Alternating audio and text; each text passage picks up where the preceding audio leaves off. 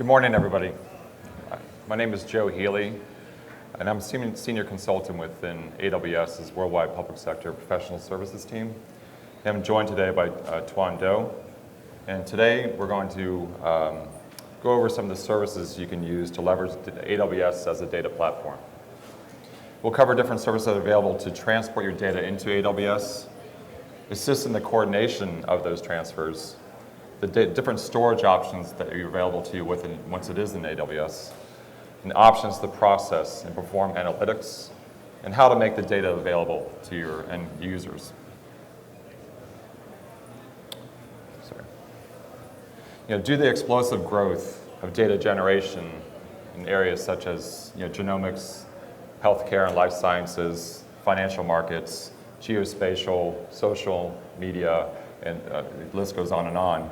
There's a growing gap between the generated data and that which makes its way into running analytics on that environment, making information out of it.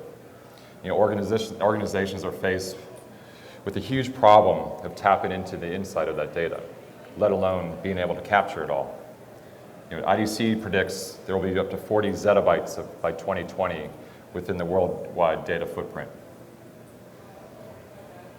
It's not just the volume and the size of the data that's the problem. It's the variety of the data as well that's coming at your storage. You have structured data, you have a lot of unstructured data, text and binary. It's the velocity of the data coming as well. Everything, if you deal with milliseconds, seconds, minutes, hours, there's a huge variety of the data, the speed. And the volume, obviously, it's the gigabytes, the terabytes, and the petabytes. How do you handle dealing with all this types of variety in your data and the size? Which leads us to why AWS. What can AWS offer you to help with these types of problems? And basically break it into two categories of benefits. The first being lowering the costs. There's no capital investment for the services and resources that you use. Everything is operational. You use services on demand, pay as you go, and only for what you use. And there's no subscriptions that you need to sign up for. Another is ease of use. This is a programmable set of services, completely API-driven. It's tight integration with your existing tool sets. It's much easier to configure and to administer. Unfortunately, there's not one tool to rule them all. There's not a simple data service, if you will, available to handle the entire life cycle of your data. So you have to find the right tools. There's services available that we're going to talk about will assist with each step of that data life cycle on its journey from being captured to gaining insight to being delivered. So we're going to break these services into two classifications. One's related to the movement and coordination of the data, getting from point A to point B, so basically on-premise to AWS.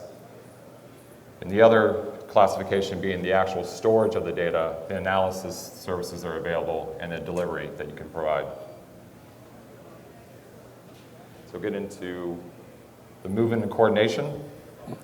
These are like the plumbing services that you're going to have. So one of the first services you may be exposed to is something called import-export. Think of this as shipping us your disks. You can easily transfer data locally on your on-premise to a portable disk device and ship them to us, and we will copy that data for you to your S3 buckets, Glacier, or EBS that you can use and pick up and do your processing from there. Once we receive the data, like I said, to do the copying for you, we'll wipe it out and ship the disk back to you. You may not have the network infrastructure in place or the time frames in place to copy large amounts of data over. This is the easy way to kind of hit the fast forward button on that. You can keep doing it over and over again as well. If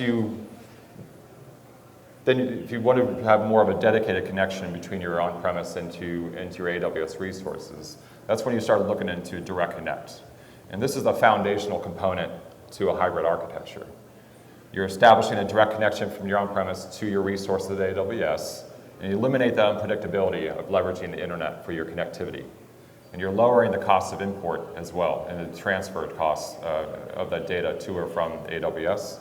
And this is available in 1 gig and 10 gig speeds, and you can get multiples of these as you need more capacity. The storage gateway, this is a storage appliance that you would deploy, in this case, on-premise. And it's basically, on the back end, it's going to be either S3 or Glacier. And you're exposed iSCSI targets to your storage infrastructure, which you can then share as NFS or CIFS mounts, or you can use it directly on your servers.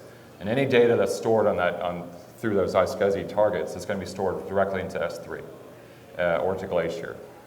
This is a great way to think about when your enterprise is backup. If you're using a physical tape libraries, this is a great way to possibly eliminate that and use a virtual tape library that's a capability of storage gateway, and you use Glacier as your storage endpoint. Get into the coordination of the data movement itself. You need to develop a workflow of moving data from point A to point B. You don't just do a straight copy all the time. So if you run an ETL on your data, you need to make sure certain steps and certain dependencies are met every single time you run that. And you need to know when it doesn't happen. Data pipeline is a great service for doing that. You're able to map out all your jobs and take it step by step and build in your dependency mapping so steps only happen if their dependencies are met. And if failures are met happen, you're going to be notified about it. You can also use it as an enterprise class cron as well to execute your scripts, whether on-premise or within AWS. Now let's move into the data storage and analysis classifications. The first service that you're probably going to be exposed to is our simple storage service, S3. So this is an object store. You can think of objects like files. And in your account, when you create a bucket, which is a unique resource within a region, you store the objects within that S3 bucket. And that S3 bucket is a regional resource. The data that store those objects stored within the S3 bucket do not leave that region unless you explicitly copy it out. A new feature was released earlier this year, which allows you to do just that. If you want an extra assurance of copying that data to another location, another region, you can use the cross-region replication, which is an automated way to transfer data that's written to a bucket, copying it to another region automatically for you. However, objects that are stored within S3, especially using the standard storage class, are highly durable, and highly available as well. There's 11 nines of durability for all the objects stored within a bucket in using the standard storage class. So this is for data that you want readily available. The converse to that is data that you want to archive. You know you need to keep it around, but you don't need to touch it all the time. But why should you pay for it? That's where Glacier comes in. This is your archive storage. This is a way of potentially thinking about replacing your cold storage tapes and leveraging something like Glacier. Move your legacy data, the data that's not hot or that you don't need to touch, move it into Glacier, and it can, it's a way of meeting a lot of compliance requirements that you have, and you need to keep data around for X number of years. Any object stored within there is immutable. You can add or delete objects, but you can't change them. So it's a great point in time snapshot of objects, especially from a compliance standpoint. It has the same durability rating that S3 has as well. And another interesting way to use Glacier is use lifecycle policies within S3. So you can manage your objects within S3 and rotate them to Glacier automatically based on a set of rules, which could be the length of time, the age of the object itself. So you are keeping track of your housekeeping through your business rules versus people doing it themselves. So it's an easy way to kind of leverage the benefits of keeping the objects around, easy management using S3 management, but also getting the cost benefit of using something like Glacier. With content delivery itself, if you need to deliver large objects, streaming objects, large files distributed throughout the world, using something like CloudFront, which is our CDN, is a great way to get that global footprint. We have over 50 edge locations throughout the world. This is on top of the 11 regions that we have. So basically it brings the content closer to the end user, so the user experience is much better. It's also a huge benefit to your infrastructure. You're keeping all that load and all those users out of your infrastructure, so you don't need to scale to meet those spiky demands. It integrates really well with our S3 EC2, ELB, or even on-premise sources of information, which is called origins. And you can use it for static and dynamic content as well. So it's a great way to kind of shield your infrastructure based on increasing the user experience as well as increasing the performance of your infrastructure. And you can also build your own. I mean, you can leverage EC2 and EBS and kind of build your own solution. Okay, I'm sorry. I'm fine. Okay, sorry, I skipped ahead one. So we talked about, for the EC2, which is our Elastic Compute Cloud, which is our virtual machine capability, you have two storage options when you launch an EC2 instance. You have Elastic Block Store, which is our EBS. This is our persistent block level storage that's available for EC2. There's two different classes, if you will. There's magnetic and there's SSD-based storage volumes that you can use to meet your price and performance requirements. You know, EBS volumes can grow be as large as 16 terabytes now and be as performant as 20,000 IOPS per volume. You know, this was a new addition, new feature, an enhancement to EBS. Prior to this, you would have to stripe together multiple volumes to get to this size. So when you stripe multiple volumes together, you not only get the aggregate of the size, you get the aggregate of the actual performance as well. And you can still do that with this, but it reduces the complexity that comes along with doing logical volumes and striping. And there's native support for volume level encryption as well. So for the data volume, so you can do data at rest encryption immediately, or you can use your own product as well. The other storage option is kind of referred to as instant storage or ephemeral storage. This is storage that's available to your EC2 instances from the physical hardware itself that the virtual machine is running on. You know, one benefit of this is it's free. It's baked into the EC2 instance cost itself. So this is a great way of using temporary storage or local storage that's sensitive to writing over the network. It's very performant. Obviously, it's very cheap as well. But not every EC2 instance class has local storage available to it. So definitely make sure you check out the EC2 class families and see which ones have an option for local storage. But the other thing to keep in mind, it is ephemeral. This is not persistent storage. Any volume on there and the data on there will live for the life of the instance itself. As long as that instance is running, or as long as the instance is only rebooted, that data will stay intact. If you shut down the instance, or obviously if you terminate the instance, that data is gone. So you need to build the data and backup capabilities into your solution. And last, what I was alluding to a little bit ago was building your own. You can use EBS and EC2 to kind of use your own tools, your own capabilities to kind of build your own solutions, your own NFS NAS solutions, or build your own Lustre or Gluster or other tools. And that's where we're going to have Toan showcase some of the services that Red Hat has in this space. Thanks, Joe. Is my mic on? Can you guys hear me? All right. What was the button? Any button. Okay. So this week is Red Hat's summit that's going up in Boston, and there's been a lot of announcements. I want to start with making an announcement, but first I just realized that I have to introduce myself. So my name is Toan Do. I run the IC practice for Red Hat, so all the spooks and spies. And I have to tell you that Red Hat was involved with the C2S environment, which is the Amazon environment for the IC community, from inception, and we plan to support it as long as it goes on. So not only are we in the quick drop menu, but one of the statistics that I pulled this morning was of all the groups within our public sector, my group, the Intel group, Note has moved faster to Amazon than any other cloud. And the reason being is, one, political, but two, it works. And as Joe alluded to, moving your data over is very important to doing that. So, Clayton, can you go back one slide?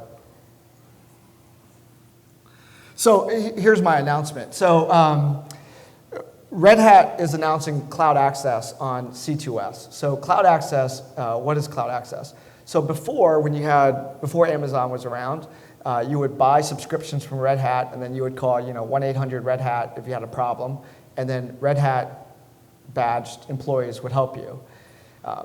As these different infrastructures and different clouds emerged, it became very difficult to kind of support everybody. And what we have just announced and what we've just certified, that C2S is now one of the certified infrastructures and clouds that we'll support. So for any of the products that you buy from Red Hat, you can still get the same kind of level of support. You can buy it directly from Red Hat like you've always have, and then Red Hat will support you if you just call our support line. As you know on C2S, or if you don't know on C2S, we also have a RHEL AMI as well. And so that is supported through Amazon and through Red Hat through a partnership for help desk. So, okay, so we've talked about, as many of you know, Red Hat is generally known as the operating system for the data center. But Red Hat, if you might not know, is also the operating system for the cloud as well. And I want to talk to you about, if we've talked about storage, I want to talk to you about applications and moving applications over to Amazon faster. So one of the challenges when you want to move over to AWS is what do you do with your applications that you've built and have been running and are running your mission apps right now? This probably is not a problem for you if you're a Web 2.0 company starting today, right? Because you can just start on Amazon and run forever on Amazon. But if you are in my space and you have, in my particular space, not the antiquated before Facebook thing, but if you were in my space, you would probably realize that your applications somehow were tied to an infrastructure and are being supported on infrastructure that's really old, and now someone's told you, you got to move to Amazon. How do you do that? Because your baseline is going to be different. You're going to have to do all your security credentials differently or redo them. Your apps, worst of all, and I think the biggest insult is when you move your apps over, they weren't built to be elastic. This wasn't something that anyone thought of 10 years ago, 7 years ago, even 5 years ago when they were building these applications. So how do you refactor your applications so that they are infrastructure agnostic? And you're building them on-prem, and you're migrating them over to AWS. How do you do that, right? So Red Hat has a platform called OpenShift, and OpenShift, it removes the complexity of building around an infrastructure. So if you have an on-prem environment, an existing environment, and you install OpenShift on your on-prem environment, and you have OpenShift on Amazon, anything that you build on one will work on the other, which is pretty amazing, right? It's guaranteed to work because the baseline's the same.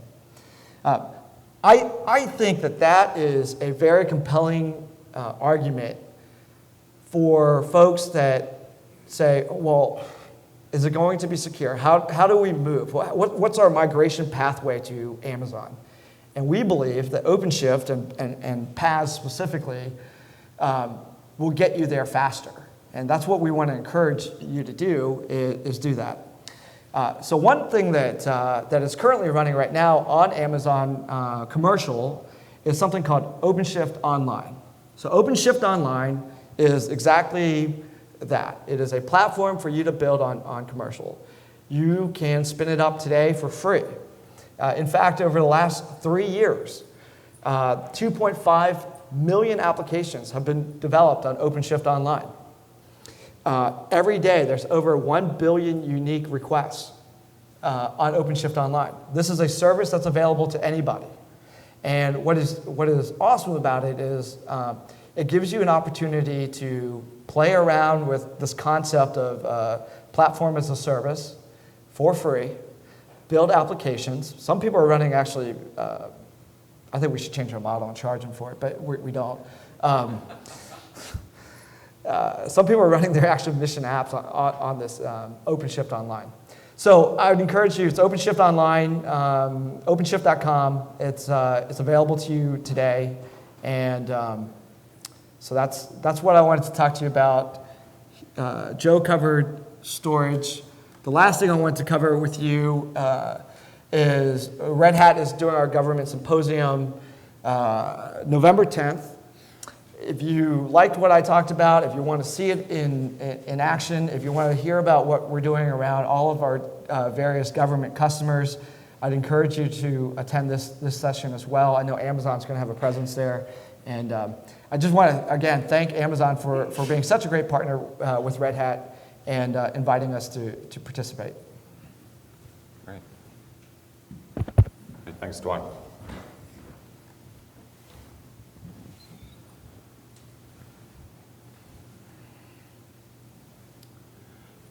Getting back to some storage services that we recently announced, this is a very exciting one that's going to be, it's been asked for by customers a lot, and it's basically creating an elastic file system. You know, EBS is one instance at a time. Create a volume, it's used by that one instance. You can't share it unless you create your own using it in other products. So natively from AWS, we didn't have a way of sharing files between instances natively. So the elastic file system was announced recently, and that's going to fill that gap. And so it's a way of having a fully managed share file system. It's highly scalable, durable service based on NFS4, so it's a standard protocol for accessing. So they focused on three areas in developing this service. You got to make it simple, you got to make it elastic, and you got to make it scalable to make it so it's usable. So made it simple. You know, it's fully managed. There's no hardware for you to manage at all. You know, it's a standard file system. You can create it in seconds. Like I mentioned before, it's NFS4 protocol based, so it's widespread and open access. And it's simple pricing, so it makes it simple to forecast the use of it. It's elastic. The file systems grow and shrink as you add or remove objects or files from the file system itself. There's no need to provision additional storage capacity or change the capacity as your requirements change. And you only pay for the actual storage that you use. You're not provisioning space in what you think you use. You're using what you need. So it's just like S3 in that respect. Think of it like that. And it's scalable. You know, you're able to, the file systems are able to grow to petabyte scale. And you're able to sustain thousands of concurrent connections over NFS to these solutions. And it's a very low latency solution as well. So it's definitely a service to keep an eye out for once it reaches GA, which hopefully will be soon. Now we moved away from EC2-based storage into databases.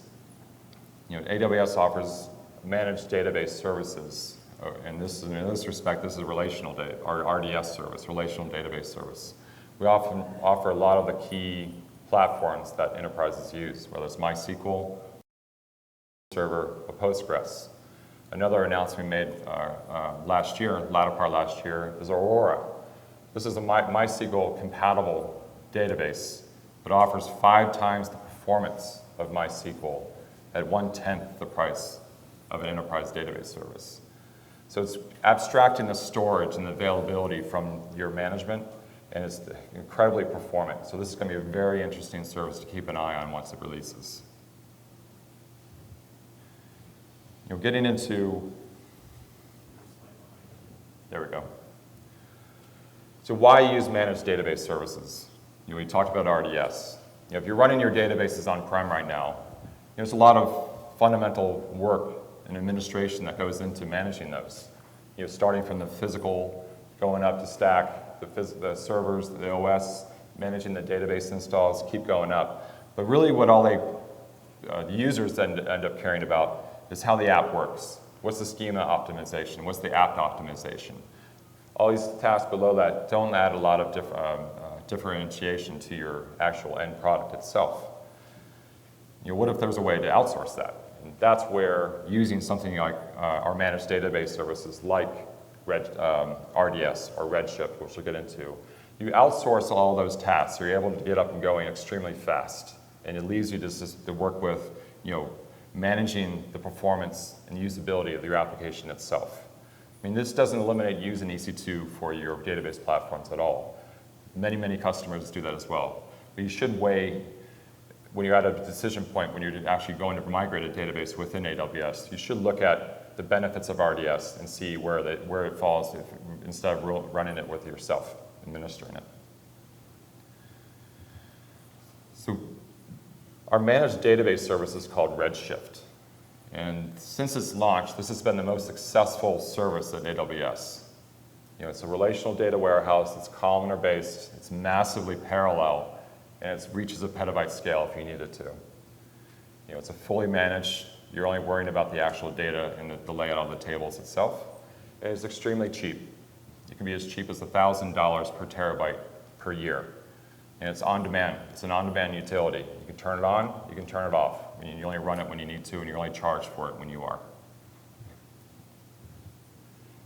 If you run NoSQL workloads, this DynamoDB is a fantastic service for dealing with that. It's a very high velocity, extremely stable performance. It has a flexible data model. You can store your name value pairs or your JSON documents within there.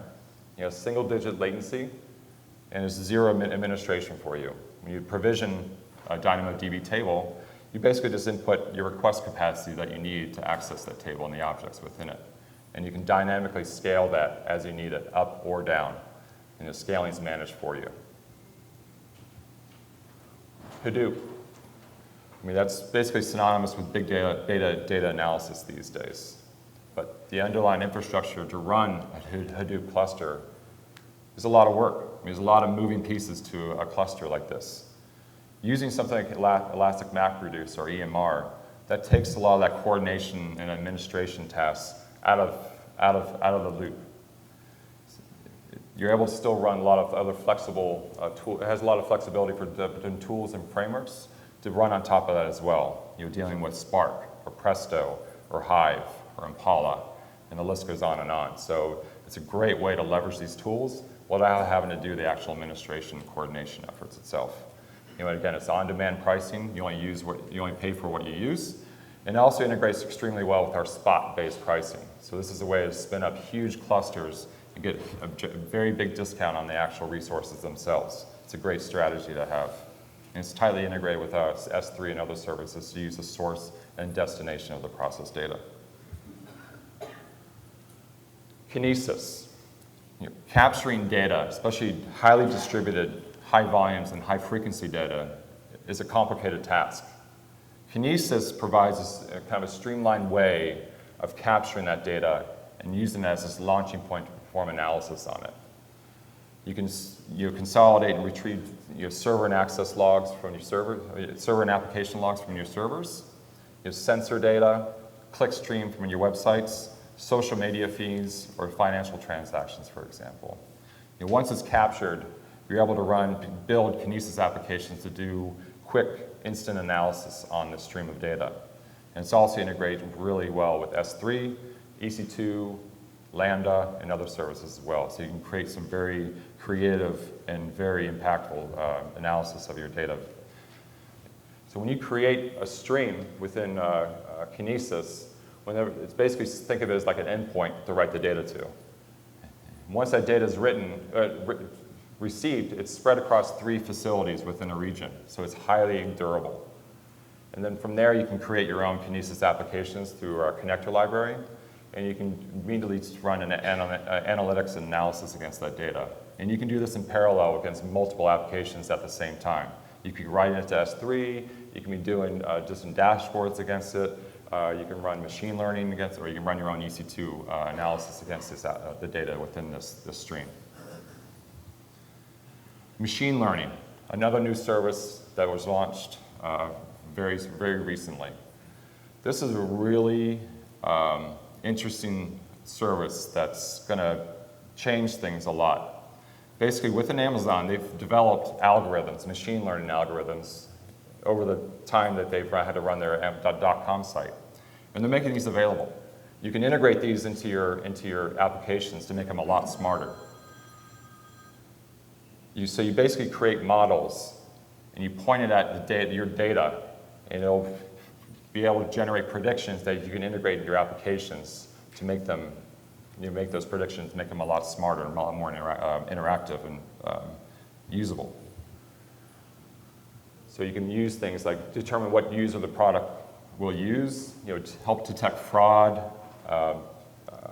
develop meaningful recommendations for users, and kind of develop more effective marketing campaigns as well. Those are some simple examples.